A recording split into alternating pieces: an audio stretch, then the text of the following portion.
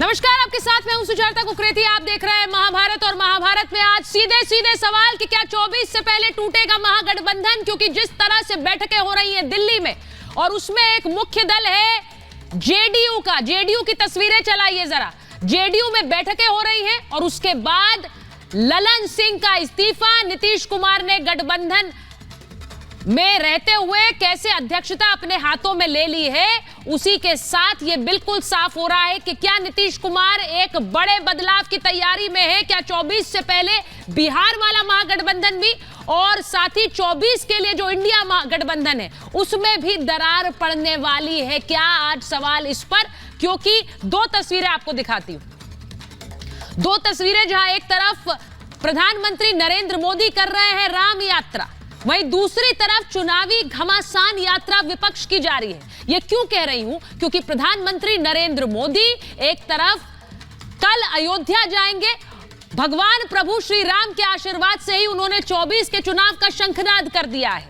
कल वो प्रभु श्री राम के शरणों में एक बार फिर जाने वाले हैं। लेकिन यहां जहां पर 400 पार की बात नरेंद्र मोदी कर रहे हैं, बीजेपी कर रही है, वहीं चुनावी घमासान यात्रा में विपक्ष लगा है, क्योंकि ना सीट शेयरिंग पर बात हो रही है और उससे पहले बयानों में साफ हो गया कि एक दरार खुलकर सामने आ गई है। वो बयान भी आपको सुनाऊंगी जो बताते हैं कि सीट शेयरिंग लगता है इस गठबंधन में होने नहीं वाली है। और क्यों मैं ऐसा कह रही हूं वो आपको बताती हूं, क्योंकि अब खुलकर महाराष्ट्र में, बंगाल में, पंजाब में, उत्तर प्रदेश में सीट शेयरिंग की तारीख तो आ गई है, डेडलाइन तो आ गई, लेकिन सीट शेयरिंग नहीं हो रही है।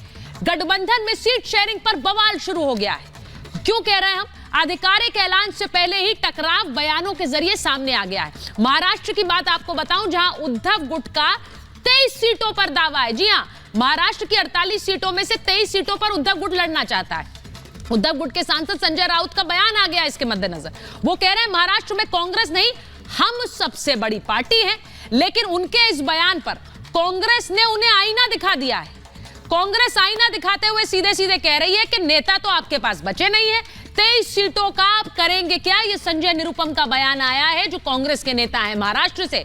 अब मांग काफी ज्यादा है, प्रत्याशियों की कमी है, ये अशोक चौहान कह रहे हैं कांग्रेस के नेता। यानी अब बिल्कुल साफ है कि महाराष्ट्र में गठबंधन को लेकर रार है। 23 हमें चाहिए, 23 हमें चाहिए, यही कांग्रेस और उद्धव ठाकरे का गुट कर रहा है। दूसरी तरफ पश्चिम बंगाल में ममता बनर्जी ने गठबंधन से पूरी तरह इनकार कर दिया। पहले 2 सीटें दे रही थी, अब कह रही है हम अकेले पश्चिम बंगाल की 42 सीटों पर लड़ेंगे। ये अपने आप में बड़ा टकराव की स्थिति पैदा कर देगी।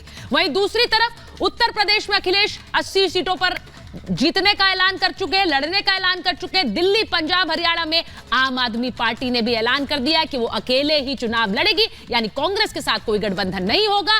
सभी लोकसभा सीटों पर चुनाव लड़ने वाली है आम आदमी पार्टी, दिल्ली में भी और पंजाब में भी। तो इसका सीधा मतलब यह है कि ये सीट शेयरिंग को लेकर स्थिति साफ नहीं होने वाली है, बल्कि सबने अपना अपना देख लिया है। अब सीट शेयरिंग की डेडलाइन भी आ जाए तो कुछ नहीं होगा। लेकिन इन सब के इतर क्या नीतीश बाबू अलग ही खेल खेल रहे हैं?